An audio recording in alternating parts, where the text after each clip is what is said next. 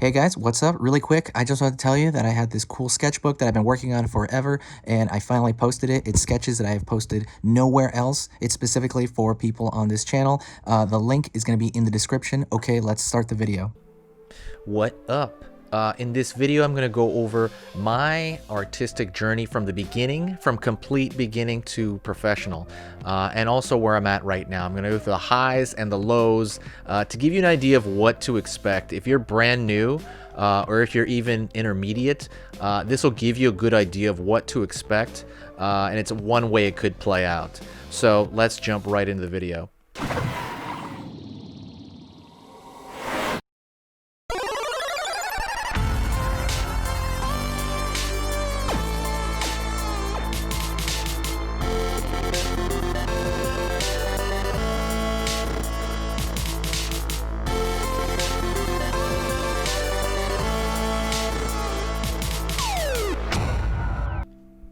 So let me take it from the beginning and then go all the way to now.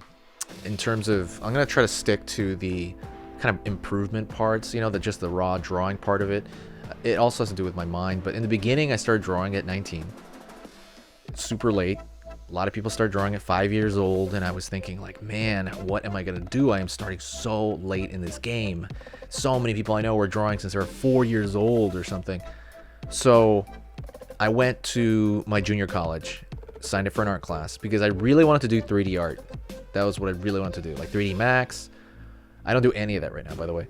And the advice I got was that learning to draw was like immensely useful for that because you understand form and space and just everything looks better when you know how to draw really well. So, like I said, I went to the junior college class. It was terrible.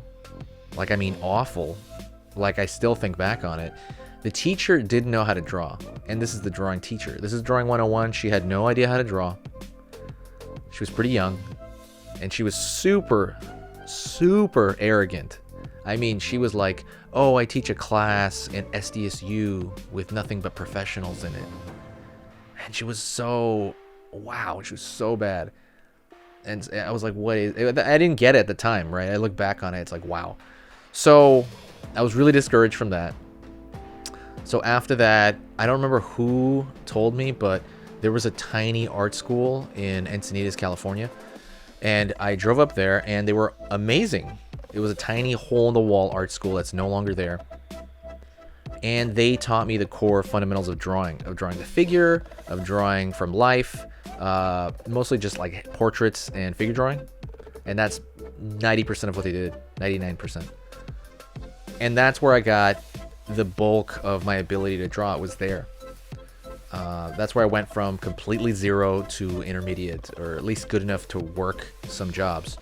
And 2 years in, I was doing really good. And there's this weird progression thing where I was getting better and better and better that first year, and even into that second year a little bit. And then it just got stuck. I was like, wow, I'm so close to getting, you know, as good as the teachers. I'm so good, and then it just got stuck, and I'm like, that's weird. And then it starts going backwards almost. I start getting worse, and I'm like, what is going on here? Why am I getting worse at this? I'm putting so many hours, and I'm trying to dig my heels in. I'm dumping hours and hours and hours. I was drawing 7 days a week. I wasn't going out. I had no friends. It was insane how much hours I was putting in, and I wasn't getting what I wanted. And I remember one time I snapped. I think I snapped around that end of that second year, and my teacher pulled me aside and said, hey, you gotta have fun. You are not having fun at all. You are treating this like it's work right off the bat, like work, like a labor. And because you're doing that, you're not enjoying it. And because you're not enjoying it, you're doing worse. You're making worse art in general. And he says, you gotta learn to have fun. And that didn't really hit me till later, to be honest, like a few years later. What I ended up doing instead was I quit. I quit for about a year. And then I came back. When I came back, it was the same school, but the school had actually split into two since then, into two competing schools. It was so strange. And I went to that same teacher, and I don't think he remembered the conversation he had with me, but I went to that same teacher, and I was doing my art, and he was like, wow, you're way better than a year ago. And I was like, huh, interesting. And he's like, what are you doing? Like, what happened? And I said, nothing. I literally quit for a year, and this is like my first day back. And he's like, I don't know what's going on. Maybe the information that you were like stressing over, you know, now that you went away, it just you kind of just chilled out, and you just let it come through you now, and you're just doing it without pressure now. But he says, you're just so much better. You're like at this higher level now. And I was like, wow, amazing. And that was the first time that I think I got to the point where I could really draw like a head and figure from life. And I was like, you know, I get pretty good drawing almost every time. And I felt great about that. So there was issues after that. I was looking for a job, and I realized the schools that they were there, they didn't prepare us for work. We only had black and white portraits and figure drawings, and that was it. We didn't go over clothing. We didn't go over creature design, monster design, robot design, cars, objects, scenery. We didn't go through any of that. So I was just very well versed in the figure and in head drawing, but nothing beyond that. And that was kind of bad for work. It doesn't really prepare you for anything, hardly. Just doing portraits off the internet, which is what I was doing. Then a friend of mine recommended caricatures. So theme park caricatures, where you're actually out there, talking to people in theme parks and saying, hey guys, you want to come get drawn as a cartoon? The first time I did that, my hand was shaking, and I really, really was freaked out, because drawing from life was my thing, but it was different when it had to be done in 5 to 10 minutes, and the person's watching you and putting you under a lot of pressure. Luckily, the first customer was like amazingly nice. I did that for 5 years. It was so long. In between that, I did commissions. In between that, I did like a video game cover, which I don't even remember what game that was. I did little jobs for a bunch of different t-shirt companies, a bunch of them. I was just doing everything in between.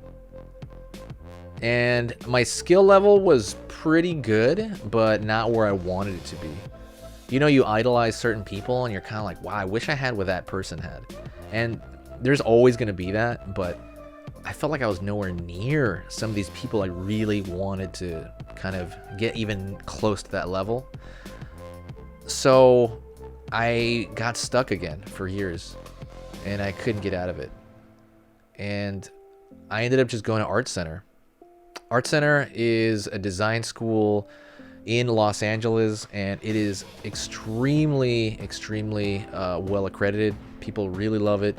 Almost everybody from the game industry, at least in LA, comes from there, and that was where I wanted to go.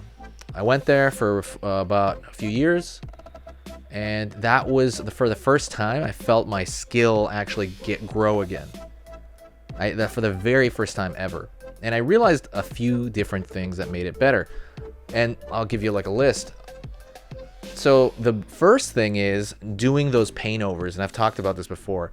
Having someone look at an art piece that you did, that you put all your effort into, and then let's say putting an extra layer on Photoshop over it, and then fixing it for you.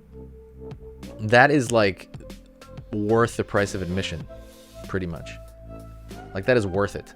The reason it's worth it is because it's custom to you. It's like a muscle's growing in your arm or something. It's like a muscle's growing in your mind when you do that, because you're seeing exactly the little decisions that you need to make. You know, like raising the saturation in a painting, or because I remember a year before that, I forgot to mention, I went to a tiny art school with some of those same teachers actually, from Art Center. It was a place called Concept Academy. And that place was an awesome school, but I wasn't getting better from amazing teaching, I noticed. What was the difference, right? So the difference, other than the paint overs, was liability. So when I was getting like some of the exact instruction just as good from a tiny school called Concept Academy, a year before Art Center, when I was going there, they were giving me the same kind of stuff, paint overs, giving us homework. The thing is, you didn't have to do that homework and you'd be fine. You didn't have to do that homework. You could just bail on classes and it's like, oh, whatever, they don't care. But when I was at Art Center, it was great instruction. Plus, they would harass you when you did not do your homework. I mean, I remember one time I did like 20 drawings and they were of like these perspective boxes. And I mean, they were so amazingly strict with this. You had to do it in pen. And I wish I could show you guys, but if there was a little bit of a line off, like a little squiggle, you'd have to redo the whole thing, like the whole page. And I remember one time I did it in blue ink, and they're like, you got an F. And I was like, why? Like, they said, you're not allowed to do it in blue ink. You got to do it in black ink. And that's what that was apparently the parameters they set. I didn't think it was a big deal, but it was.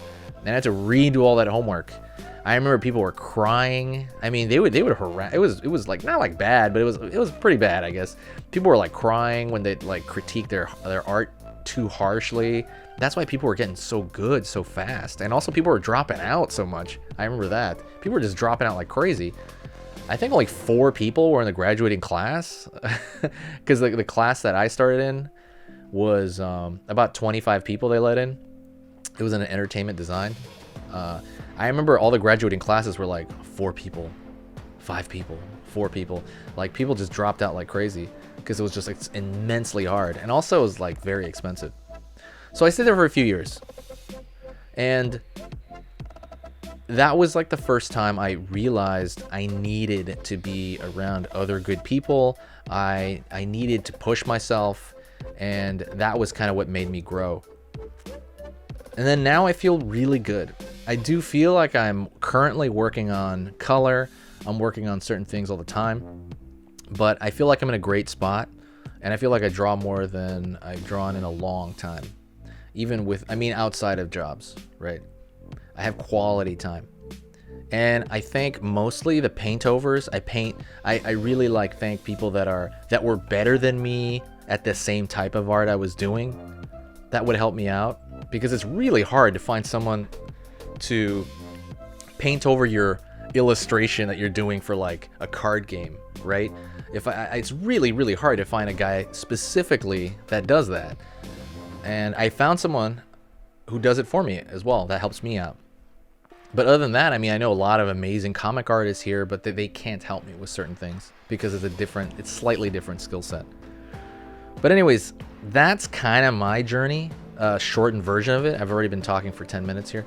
What are your thoughts on it? Like, it's not a straight line. It rarely is a straight line unless you have literally no life, like I had for the first couple of years.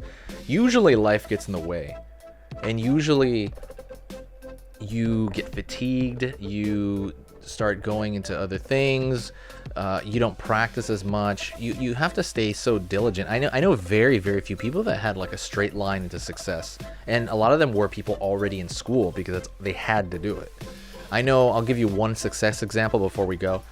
I remember, I can't say this guy's name, but there was a 19-year-old kid who was in our class, and he was the worst. And this is at Art Center, and he was the worst. I was like, why is this guy here? He's so terrible. He was a terrible painter, and he couldn't draw. Everybody else, though, was really good, like even entering. And he became the most successful out of everybody right now. He got a job at ILM. He got a job, I can't remember where, I think at LucasArts, I can't remember. But all these companies, and he was only there for 2 years.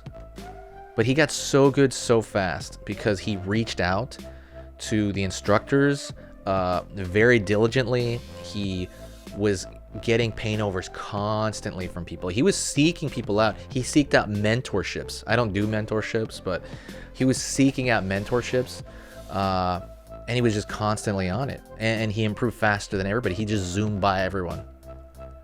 So hopefully that's a little bit inspiring or a little bit worrying. But give me your thoughts. I've been rambling here for a little bit.